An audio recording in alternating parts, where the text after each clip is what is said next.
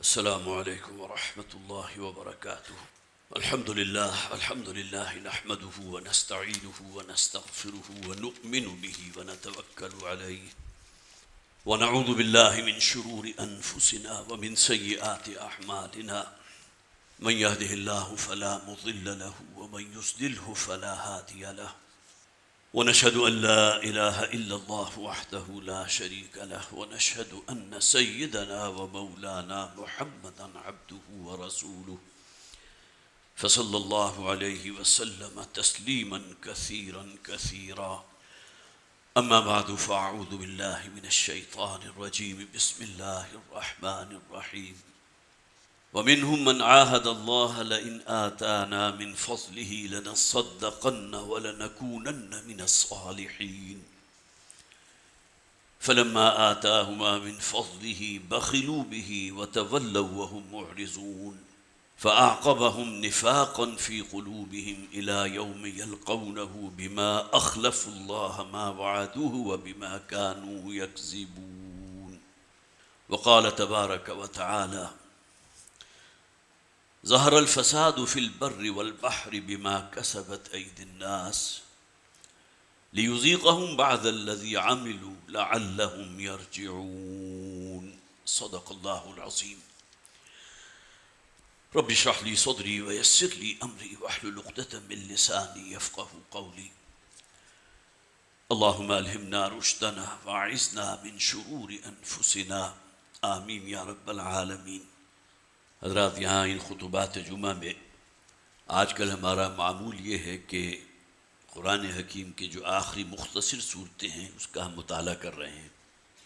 سورہ زلزال ہم نے مکمل کی، پھر سورہ عادیات اور پھر سورہ قارعہ۔ لیکن یہ کہ آج خاص طور پر اس مناسبت سے کہ کل 14 اگست ہے، جسے ہمارے ہاں یوم پاکستان کے طور پر سیلیبریٹ کیا جاتا ہے، تو وہ ملک جس میں ہم رہ رہے ہیں، یہاں پھل پھول اور پھیل رہے ہیں۔ واقعہ یہ ہے کہ کسی ملک کے رہنے والوں کو ایک حقیقی اور تعلق اگر اپنی اس سرزمین کے ساتھ نہ ہو، اور خاص طور پر وہ سرزمین کے جو اللہ سے ایک وعدے کی بنیاد پر ہم نے حاصل کی تھی، تو یہ پھر بہت بڑی محرومی والی بات ہے، بڑی بدقسمتی والی بات ہے۔ ورنہ آج کل جو اکثر و بیشتر ہمارے نوجوان ہیں، ینگسٹرز ہیں، ان کے تو گویا کہ شاید علم ہی میں نہ ہو کہ کتنے لاکھ افرادوں نے اپنی جانوں کا نذرانہ پیش کیا تھا، کتنی لاکھ خواتین کی حرمت اور عصمت پامال ہوئی تھی، اس لیے کہ وہ حضرات جو عمر کے اس حصے میں ہیں کہ جن کی یادداشت میں کچھ وہ مناظر اگر محفوظ ہیں تو انہیں معلوم ہے۔ خود والد محترم ڈاکٹر اسرار احمد صاحب رحمۃ اللہ علیہ کا معاملہ کہ پیدل چل کے حصار سے تقریباً 100 میل، اور کلومیٹرز میں یہ 160 کلومیٹر بنتا ہے، اور وہ قافلہ جو 10 میل لمبا تھا، اور وہ خود کہا کرتے ہیں کہ جو منزل ہوتی تھی پڑاؤ، تو قافلے کا جو اولین حصہ ہوتا تھا جہاں وہ پڑاؤ رات کو ڈالتا تھا، تو پورا دن سفر کرنے کے بعد اسی قافلے کا اینڈ ہوتا تھا جو اس مقام تک پہنچتا تھا۔ گویا کہ 10 میل لمبا قافلہ، اور جس طرح آگ اور خون کی اس میں سے گزر کے یہ لوگ یہاں پہنچے ہیں، اس کا تو ہمیں اندازہ ہی نہیں۔ اور اکثر و بیشتر ہمارے ینگسٹر کو کچھ معلوم نہیں قرارداد پاکستان کیا ہے، قرارداد مقاصد کیا ہے، 23 مارچ کی اہمیت کیا ہے۔ اس اعتبار سے تو ہم سب اسے سیلیبریٹ کرتے ہیں کہ وہ چھٹی کا دن ہوتا ہے، لہذا کیلنڈر پر پہلے سے مارک کر لیا جاتا ہے یہ 23 مارچ یا 14 اگست جو ہے ویک اینڈ کے ساتھ آ رہی ہے، اب ہم نے کہاں جانا ہے، پہاڑی علاقوں کی سیر۔ اس کے علاوہ ان دنوں کا کوئی اور مقصد باقی نہیں رہا۔ تو گویا کہ بہت بڑا المیہ ہے۔ کچھ باتیں آپ حضرات کے علم میں، آپ اپنے خاص طور پر نوجوان نسل، ان کو اویئرنیس ہونی چاہیے کہ یہ ملک جو ہمارے لیے بہت بڑی پناہ گاہ ہے۔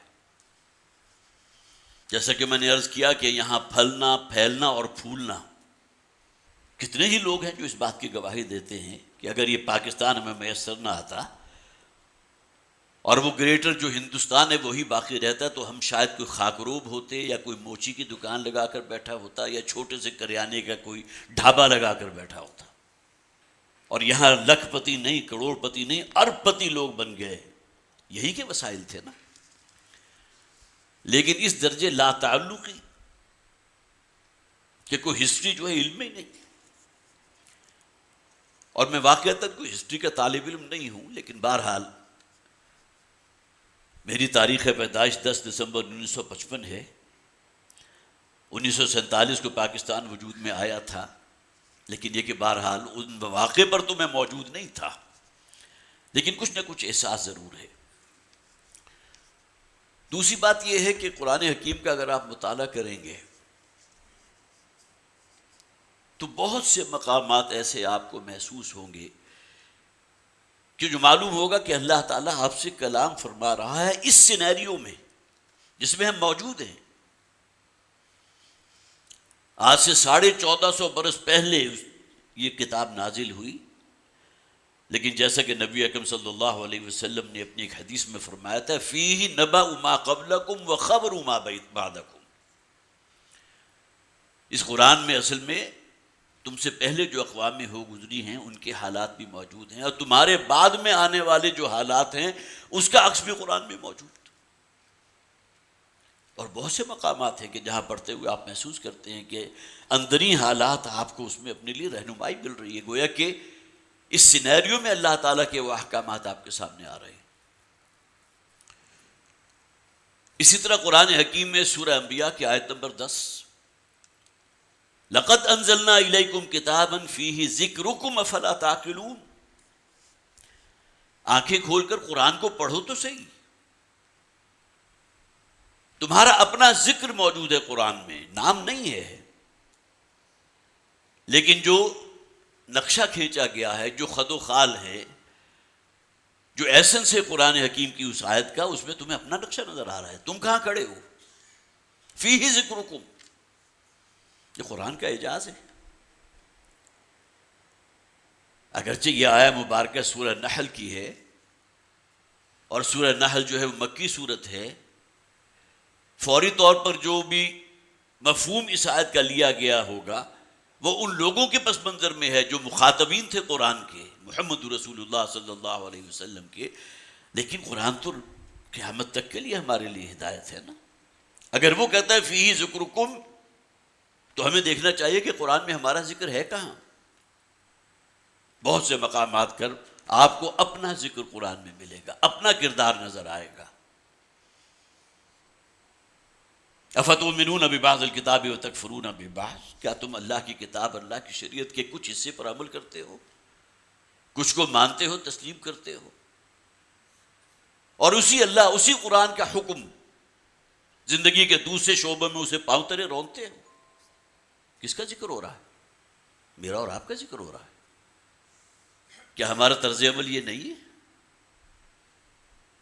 جسے عام طور پر کہا جاتا ہے میٹھا میٹھا ہپ اور کڑوا کڑوا تھو؟ نماز پڑھنے میں ٹھیک ہے، پنج وقتہ نماز کے نظام پر بھی قائم ہے، آپ نے دین کا ایک بنیادی تقاضا پورا کیا، لیکن کیا اسی اللہ نے حکم نہیں دیا؟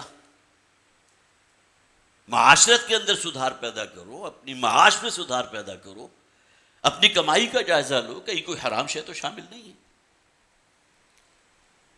تو بیسیوں نہیں سینکڑوں آیات قرآن حکیم کی ہیں کہ جو گویا کہ ہمارے سامنے ہماری اپنی تفصیل ہے، اپنی تصویر موجود ہے، ایک آئینہ نصب کر دیا گیا۔ یہود اور نصارہ کا ذکر ہے بکثرت، بطور نشان عبرت مسلمانوں کے لیے، کہ تم سے پہلے یہ قومیں تھیں جو اپنے آپ کو بڑا محبوب سمجھتی تھی اپنے رب کا، اللہ کا، لیکن کیا انجام ہوا ان کا؟ یہودیوں پر جو اللہ تعالیٰ کے عذاب کے کوڑے برسے، ذلت اور مسکنت ان پر تھوپ دی گئی، وہ نتیجہ تھا ان کے جرائم کا، کہ شریعت کے جو احکامات تورات میں دیے گئے تھے اسے پرکاہ کے برابر کوئی وقت نہیں دی۔ ہاں، بائبل کو چومتے بھی تھے، اس کا بڑا عزت اور احترام بھی کرتے تھے، اسے پڑھتے بھی تھے، لیکن اگر معاملہ کہیں قرآن حکیم کے ساتھ مسلمانوں کا آج یہی ہے تو واقعہ یہ ہے کہ بات بڑی تلخ ہے، لیکن یہ کہ بات وہی ہے کہ جیسا کہ حضور نے فرمایا تھا لَيَأْتِيَنَّ عَلَىٰ أُمَّتِي كَمَا أَتَىٰ عَلَىٰ بَنِي إِسْرَائِيلَ حَزْوَ النَّعْلِ بِالنَّعْلِ، میری امت بھی انہی گمراہیوں میں مبتلا ہوگی جس میں یہود اور نصارہ مبتلا ہوئے تھے۔ تو یہ آیہ مبارکہ جو ابھی میں نے آپ کے سامنے پڑھی، وقت چونکہ بڑا مختصر ہوتا ہے اور میں سمجھتا ہوں کہ وقت کی پابندی یہ نہیں کہتا کہ الیکٹرانک جو ہے وہ ہماری اس کے مطابق ہو، لیکن یہ کہ اس کے اندر زیادہ جو ہے کوئی ایک فرق واقع نہ ہو۔ اب یہ آیات جو ہیں جو میں نے خاص طور پر 3 نوٹ کی تھی، سورہ توبہ کی آیت نمبر 75، 76 اور 77، مضمون ایک ہے، تینوں آیات ایک دوسرے سے منسلک ہیں۔ وَمِنْهُمْ مَنْ عَاهَدَ اللَّهَ، ان لوگوں میں کچھ ایسے بھی ہیں جو اللہ سے ایک عہد کرتے ہیں، وعدہ کرتے ہیں، لَإِنْ آتَانَا مِنْ فَضْلِهِ، اگر اللہ نے ہمیں اپنے فضل سے نواز دیا، ہماری دعاؤں کو قبول فرمایا، ہم پر رحمت فرمائی، لَنَكُونَنَّ مِنَ لَنَصَّدَّقَنَّ وَلَنَكُونَنَّ مِنَ الصَّالِحِينَ، تو ہم لازماً صدقہ و خیرات کریں گے اور نیکوکار لوگوں میں سے بن جائیں گے۔ فَلَمَّا آتَاهُمَا مِنْ فَضْلِهِ آتَاهُمْ مِنْ فَضْلِهِ، اور جب اللہ تعالیٰ نے ان لوگوں کو جنہوں نے وعدہ کیا تھا اللہ سے، عہد کیا تھا، تو اس کو پورا کر دیا، اپنے فضل اپنی رحمت میں سے ایک وافر حصہ ان کو عطا فرما دیا، بخلوا بہ، وعدہ کیا کیا تھا ہم صدقہ و خیرات کریں گے، بخل سے کام لیا، وتولوا، اور اپنا رخ پھیر لیا، مکر گئے اس وعدے سے۔ ان العہد کان مسئولا، انفرادی حیثیت میں بھی اور اجتماعی حیثیت میں بھی۔ اس بات کو اچھی طرح ذہن نشین کر لو کہ اگر کسی سے کوئی وعدہ کیا ہے، کوئی عہد کیا ہے، تو لازماً تمہاری پرسش ہو کر رہے گی۔ اب اسی کے سوٹی کو اگر ہم لے کر اپنے ہاتھ میں نکل جائیں، معاشرے کا جائزہ لیں، تو کتنے لوگ ہوں گے، کیسے کیسے تلخ تجربات آپ کو ہوتے ہیں۔ تو بخلوا بہ وتولوا وهم معرضون، اور انہوں نے اعراض اختیار کر لیا، اپنا رخ پھیر لیا، فعاقبهم نفاقا فی قلوبہم، تو اس کا نتیجہ کیا نکلا کہ اللہ نے سزا کے طور پر ان کے دلوں میں نفاق پیدا فرما دیا،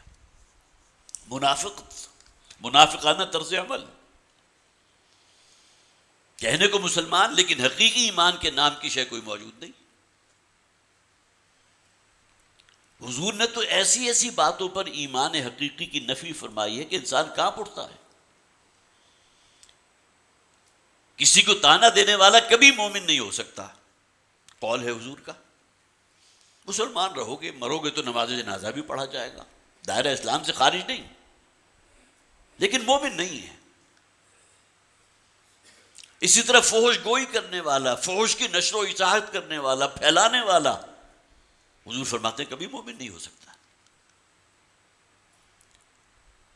کوئی شخص اگر زنا کر رہا ہے، کوئی چوری کا عمل ہے، اس کے اندر ملوث ہے، تو حضور فرماتے ہیں کہ جب کہ وہ یہ عمل کر رہا ہے اگر توبہ نہیں کرتا تو ایمان سے فارغ ہو۔ ہاں، بے نمازی بھی مسلمان سمجھا جائے گا، زانی بھی مسلمان سمجھا جائے گا، بلکہ انہیں اپنی محفلوں میں عزت سے نوازا جائے گا، سب کو معلوم ہے اس کا کردار کیا ہے، لاکھوں کروڑوں نہیں اربوں ہضم کر گئے، لیکن معاشرے میں تو انہی کی عزت ہے نا، فیتا کٹوائیں گے تو انہی لوگوں کو بلائیں گے۔ اس موقع پر وہ حدیث مجھے یاد آتی ہے اور واقعتاً وہ انسان کانپ جاتا ہے، جس میں حضور نے فرمایا جو شخص بھی تقویت اور تائید کرتا ہے ایسے شخص کی جو فاسق اور فاجر ہے، من مشا مع فاسق، جو بھی چلا، جس نے تائید کی، جس نے ساتھ دیا، دست و بازو بنا ایسے شخص کا کہ جو فاسق ہے، اللہ کا نافرمان ہے، حرام حلال کی تمیز اس کے نزدیک جو ہے پریکا کے برابر کوئی وقت نہیں رکھتی، اللہ تعالیٰ کا عرش کانپ اٹھتا ہے کہ اس شخص کی مدح ہو رہی ہے، سب لوگوں کو معلوم کہ اس کا کردار کیا ہے۔ تو کوئی ایک چیز ہو تو اس کو گنوایا جائے نا، یہ تو ہمارے پروفیسر یوسف سلیم چشتی صاحب کا ایک قول مجھے یاد آ گیا. ڈاکٹر صاحب بھی اسی کے، چونکہ ان کے ساتھ ان کی بہت سی صحبتیں بھی ہوئی ہیں، ہم بھی اس میں شریک ہوتے تھے. اس وقت میری عمر جو ہے 12 13 14 برس ہوگی. لیکن وہ کہا کرتے تھے اس زمانے میں، گویا کہ آج سے تقریباً 50 برس پہلے، کہ من حیث المجموع ہمارا کردار اور ہمارا منافقت اس درجے کی ہے کہ جس کی دم اٹھاؤ گے مادہ برآمد ہوگی. جب تک دم نہیں اٹھاتے تو مادہ کا تو نہیں پتہ چلتا نا. تو یہ الفاظ ان سے سنے ہوئے ہیں. گویا کہ فسق و فجور اور کرپشن اور یہ تمام چیزیں اس طرح رگ و پے میں سرایت کر چکے ہیں اس مملکت میں کہ جو ہم نے حاصل کیا تھا اللہ سے ایک وعدہ کر کے. وَمِنْهُمْ مَنْ عَاهَدَ اللَّهَ، ہمارا ذکر ہو رہا ہے. اور مسلمان قوم، جس طرح ڈاکٹر صاحب کا وہ کلپ بھی آپ نے سنا ہوگا کہ اس وقت اس روئے ارضی پر بسنے والی منافق ترین قوم پاکستان کے مسلمان، الا ماشاء اللہ. اور اس میں کوئی شک نہیں ہے، اس لیے کہ ایک سزا ہے کہ جو اللہ تعالیٰ کی طرف سے ہمیں دی گئی. وہ ملک جو ہم نے اللہ کے نام پر اور اللہ کے دین کی اعلاء کلمت اللہ کے لیے اس کو حاصل کیا تھا، اس میں ہمارا کردار یہ ہے. اسی طرح دوسری آیت ہے سورہ روم کی آیت نمبر 31 ہے، ظہر الفساد فی البر والبحر بما کسبت ایدی الناس. لوگوں کے اپنے ہاتھوں کی کمائی ہے کہ جو تمہیں فساد عظیم نظر آ رہا ہے اس پوری زمین پر، بحر و بر. یہ نتیجہ کس شے کا ہے؟ تمہاری اپنے کرتوتوں کی سزا ہے جو تمہیں دی جا رہی ہے. جب انسان اتنا نیچے اتر آئے کہ اس میں اور حیوان میں کوئی فرق باقی نہ رہے، کوئی تمیز باقی نہ رہے، تو ظاہر ہے کہ اس سے بڑا فساد کیا ہوگا، اس سے بڑا طاغوت کیا ہوگا. لقد خلقنا الانسان فی احسن تقویم، ہم نے تو انسان کو بہترین تقویم پر پیدا کیا تھا. لیکن جب یہ حرص و ہوا کی بندگی میں مبتلا ہوا، خواہشات نفس کو اپنا معبود بنا لیا، ثم رددناہ اسفل سافلین، اس کا نتیجہ کیا نکلا؟ نسبت اللہ نے اپنی طرف لی ہے لیکن فیصلہ انسان کا ہے، اس نے کس راستے کو اختیار کیا. شیطان کے نقش قدم پر چلا یا اللہ کی شکر والی زندگی کو اختیار کیا؟ یہ اختیار تو انسان کا ہے. تو پاکستان کو وجود میں آئے شمسی تقویم کے اعتبار سے 74 برس اور قمری تقویم کے اعتبار سے 76.5 برس ہو چکے. لیکن جو منزل ہمیں دکھائی گئی تھی اس وقت، یہ الگ بات ہے کہ بہت سے لوگ ایسے ہوں گے کہ جو اس بات سے انکار کرتے اور موجود ہیں کہ یہ خطہ ہم نے جو ہے اس بنیاد پر حاصل نہیں کیا تھا یہاں اسلام قائم کریں گے.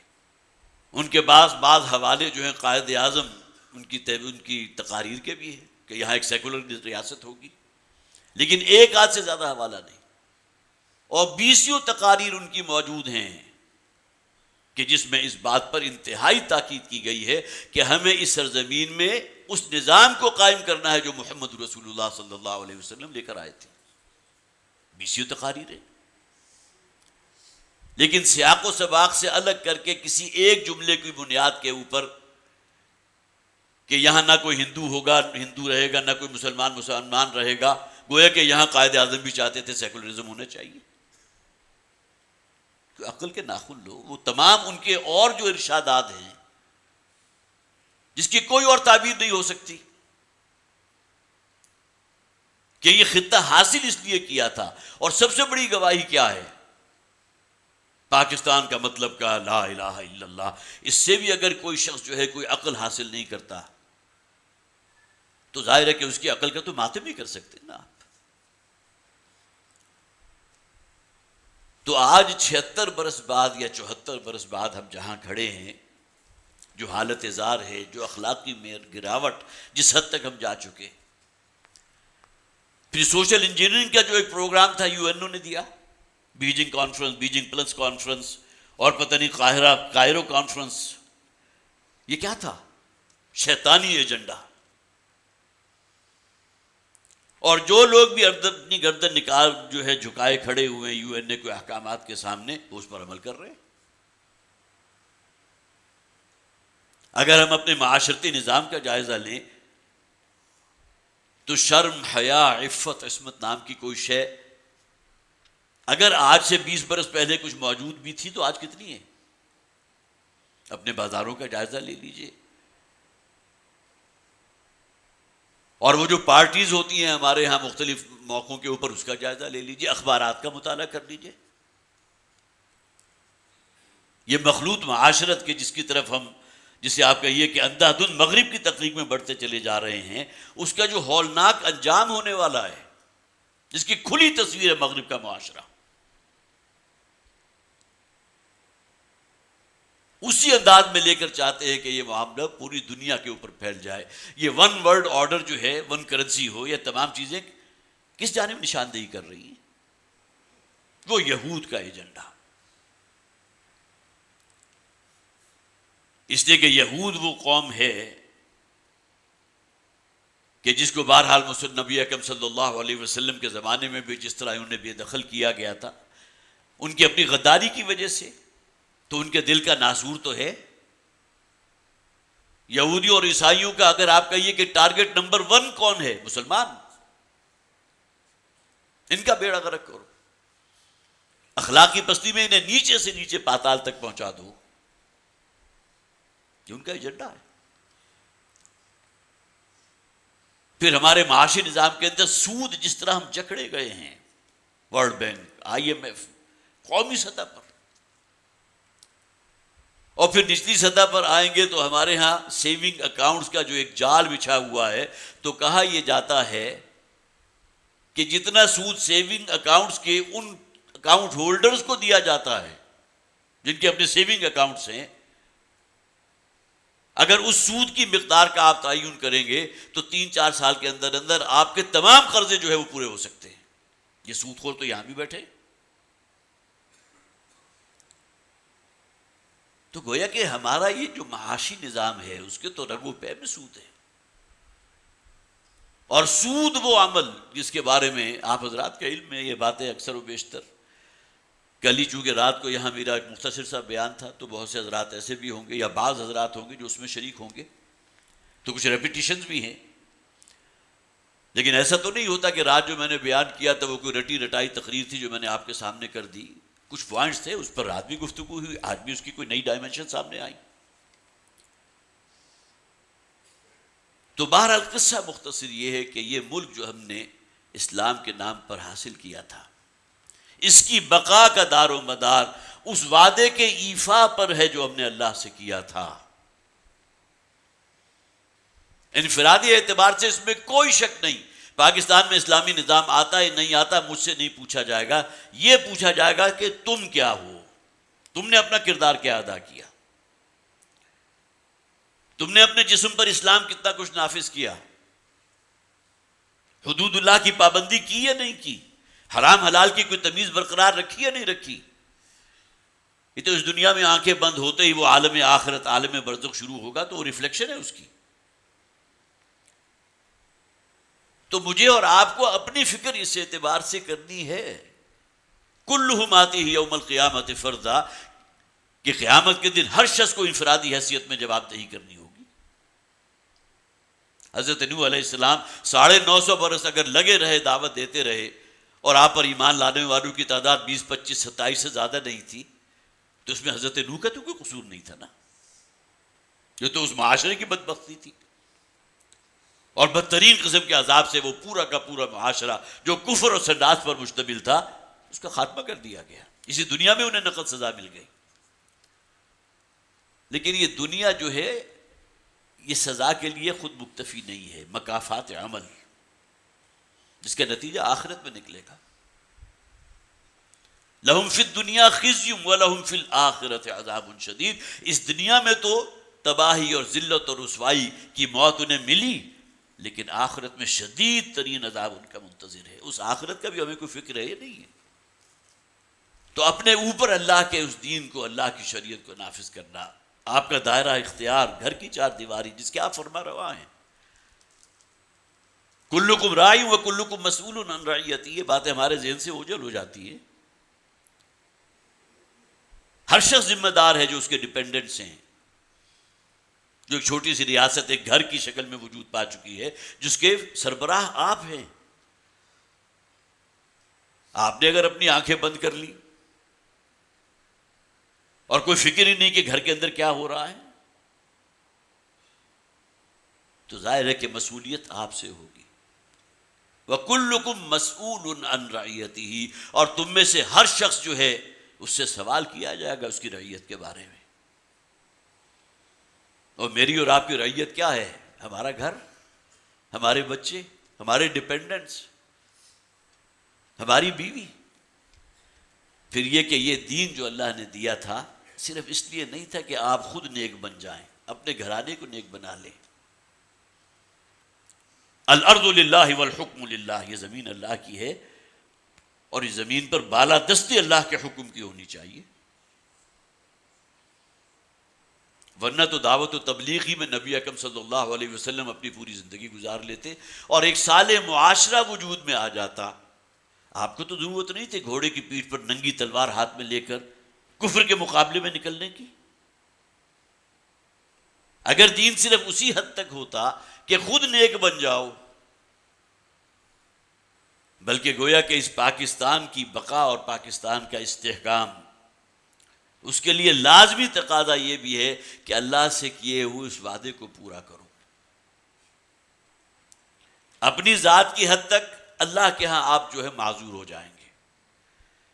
ایک شخص جو ہے خود اللہ کا بندہ بنا ہوا ہے، اس نے اپنی جو زیر اختیار جو لوگ تھے، جو بھی اس کی رعیت تھی، جو اس کے گھر والے تھے، ان کو جو ہے نیک کام پر لگا دیا، جو ان کے لیے صدقہ جاریہ بن گئے۔ اب تو صورت یہ ہے کہ بہت سی اولاد جو ہے اپنے باپ کے لیے، اپنے والدین کے لیے صدقہ جاریہ نہیں بلکہ سیئہ جاریہ بن جاتی ہے۔ اولاد کی صحیح تربیت ہی نہیں کی، دین کا کوئی شعور ہی پیدا نہیں کیا، اور نتیجہ یہ کہ وہ اولاد جن رستوں کے اوپر چلی اور اس کے نتیجے میں جو بدنامی مول آئی، کیا اس کا حصہ اس کے والدین کو نہیں پہنچے گے؟ صدقہ جاریہ ہے تو اس کے اپوزٹ بھی ہے پھر معاملہ۔ اور یہاں ظاہر ہے کہ اس ملک میں جہاں اللہ کا دین قائم ہونا چاہیے، اس کے لیے کوئی عملی جد و جہد بھی تو ہونا۔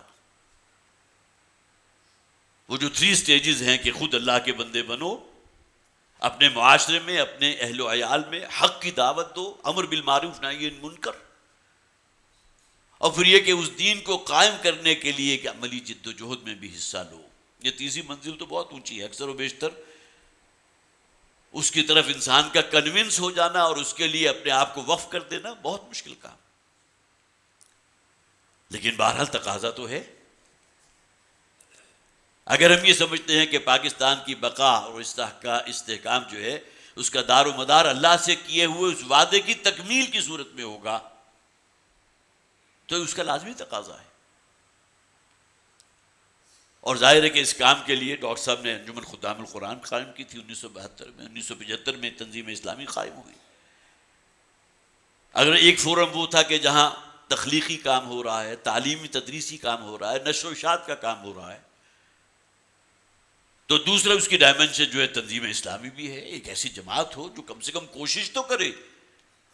اگر پوری قوم سوئی ہوئی ہے تو کچھ لوگ تو ایسے ہوں جنہیں معلوم ہو کہ ہم نے اللہ سے وعدہ کیا تھا، اسے پورا کر رہا ہے، اس کے لیے کوئی منظم جد و جہد کی جائے۔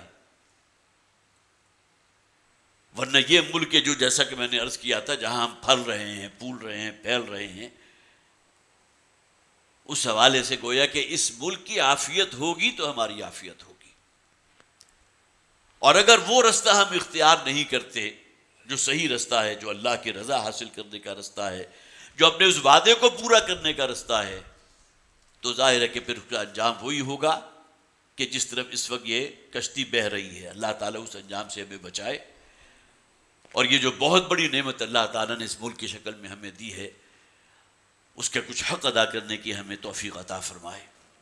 پریس ریلیز کو بھی خاص طور پر میں چاہتا ہوں، چونکہ اسی عنوان کے تحت ہے، اس کا عنوان ہے حقیقی معنوں میں یوم آزادی منانے کے لیے نظریہ پاکستان کی عملی تعبیر لازم ہے۔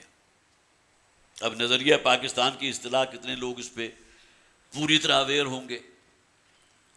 وہ نظریہ تھا کیا؟ کیوں ہم نے یہ ملک حاصل کیا تھا؟ کیا صرف 2 قومی نظریہ تھا، یا یہ کہ ہمارے نزدیک ایک منزل تھی جس کا ہم نے اللہ سے وعدہ کیا؟ تو اب میں اس کی عبارت پڑھ رہا ہوں۔ تنظیم اسلامی کے امیر شجاع الدین شیخ صاحب نے 14 اگست کے موقع پر اہل پاکستان کے نام اپنے پیغام میں کہا کہ ہم 14 اگست پر عوام کی خوشیوں میں شریک ہیں، لیکن معاشی، سیاسی اور سماجی مسائل کے انبار ان خوشیوں کے اوپر اثر انداز ہو رہے ہیں۔ ہماری رائے میں اگر قرارداد مقاصد پر خلوص دل اور نیک نیتی سے عمل کیا جاتا، قرارداد مقاصد کیا تھی؟ یہ 1949 میں پاکستان بننے کے تقریباً 2 سال بعد یہ قرارداد پیش کی گئی تھی، اور ظاہر ہے اس میں کیا بات طے کی گئی تھی؟ یہاں وہ قانون بنے گا جو اللہ اور اللہ کے رسول کے حکم کے تابع ہوگا۔ No legislation will be done repugnant to Quran and سنہ۔ یہ ایک اصولی بات طے کر دی گئی، لیکن اس کے بعد پھر جو کچھ ہوا اور تقریباً 2 سال کا جو انتظار کیا گیا، اور 1949 میں یہ قرارداد مقاصد پیش کی گئی تھی، اور 1951 میں 31 جید علماء جتنے بھی مسالک ہیں پاکستان میں، ان کے جو ٹاپ کے لوگ تھے، ان کے متفقہ جو ہے وہ 22 نکات پر مشتمل جو ہے ایک تحریر پیش کی گئی تھی، اور اگر اس کے مطابق پاکستان کو حقیقی اسلامی فلاحی ریاست بنا دیا جاتا تو آج پاکستان یوں ہر قسم کے خطرات میں گھرا ہوا نہ ہوتا۔ ظاہر ہے کہ وہاں ان اصولوں کی بنیاد پر آگے بہت سی تجاویز دی گئی تھی کہ یہ خطہ جو ہم نے حاصل کیا اللہ سے ایک وعدے کی بنیاد پر، تو یہاں یہ ہونا چاہیے، یہ ہونا چاہیے، اور تمام مسالک کا اس کے اوپر اتفاق تھا۔ اب بھی وقت ہے ہم اگر اپنے طرز عمل پر نظر ثانی کریں، ماضی میں نفاذ اسلام کے حوالے سے جو غفلت اور کوتاہی برتی گئی ہے اسے دور کیا جائے، اور تحریک پاکستان کے دوران اللہ تعالیٰ سے کیے ہوئے وعدے کا ایفا کریں، تو امکان ہے کہ یہاں ہماری نجات کی کوئی صورت ممکن ہے۔ اگرچہ پاکستان میں نفاذ اسلام ہمارے ایمان کا تقاضا ہے، لیکن ان حالات کا منطقی اور عملی تقاضا بھی اس کے سوا کچھ نہیں کہ ہم اپنی اصل کی طرف لوٹیں اور تمام غیر اسلامی اور غیر شرعی قوانین کو ختم کریں، اور استحکام پاکستان کے لیے اسلام کے نظام عدل اجتماعی کو مملکت خداداد پاکستان میں نافذ کرنے میں مزید تاخیر نہ کریں۔ نجات کی صرف یہی شکل ہے۔ لیکن یہ کہ بہرحال ہمارے حکمران ہوں یا ہمارے پارلیمنٹ میں جو لوگ وہاں پہنچ چکے ہیں، ان کی پرائرٹیز کیا ہیں، وہ کن کن کے زیر اثر ہیں، بڑے تلخ حقائق ہیں، لیکن گراؤنڈ ریئلٹیز تو یہ ہیں۔ ان حالات میں گویا کہ ہمیں اپنا فرض جو ادا کرنا ہے، جیسے کہ میں نے عرض کیا تھا، اپنے اعتبار سے خود اللہ کی بندگی اختیار کرنا، اور پھر یہ کہ اس دین کا، اس پیغام کے لوگوں کو تک پہنچانا، اور پھر اس کو عملی شکل میں قائم کرنے کے لیے کسی نہ کسی جو ہے عملی جد و جہد کے اندر شریک ہونا، یہ ایک لازمی تقاضا ہے کہ جو ہمیں ادا کرنا چاہیے،